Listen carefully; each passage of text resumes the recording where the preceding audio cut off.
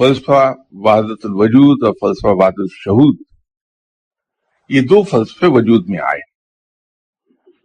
وہ وجود میں کس طرح آئے کہ کچھ لوگوں نے توحید پر غور و فکر شروع کیا، کچھ لوگ اپنے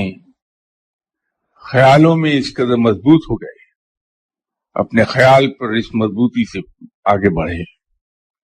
کہ اللہ ایک ہے اور ہر چیز اسی سے ہے۔ تو لوگوں نے یہ کہا کہ ہر چیز میں رب بستا ہے، ہر چیز اسی رب کا حصہ ہے، کیونکہ اسی رب کا جزو ہے، اس کل کا جزو ہے، اس لیے یہ چیز اس میں بھی رب ہے۔ انہوں نے ہر چیز کو رب کا مظہر مان لیا۔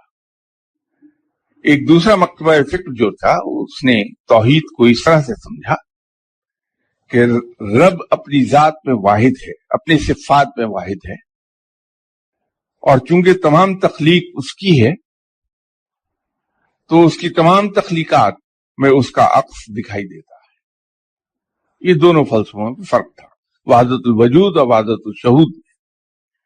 یہ محمد ابن عربی کے دنیا میں آنے سے بہت پہلے یہ فلسفہ وجود میں آ چکا تھا اور اس پر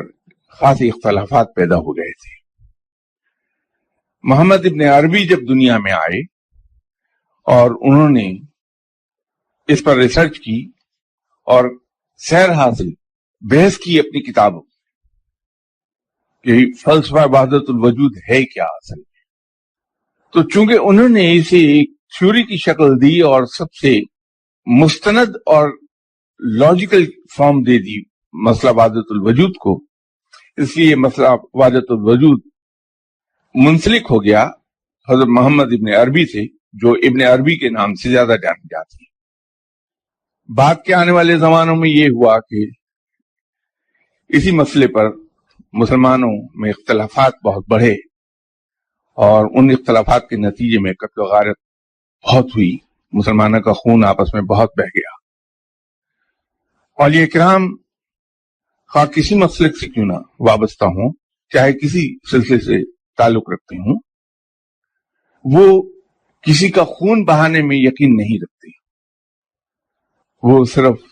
سلامتی کے لیے کام کرتے ہیں، اور اس میں مسلمان کی بھی کوئی تشخیص نہیں، وہ ہندو ہو یا کافر ہو یا یہودی ہو، عیسائی ہو، کوئی ہو، وہ سب کے لیے آپ صلی اللہ علیہ وسلم کی سنت پہ عمل کرتے ہوئے ان کے لیے وہ محبت کا سرچشمہ بنتے ہیں۔ اس لیے کوئی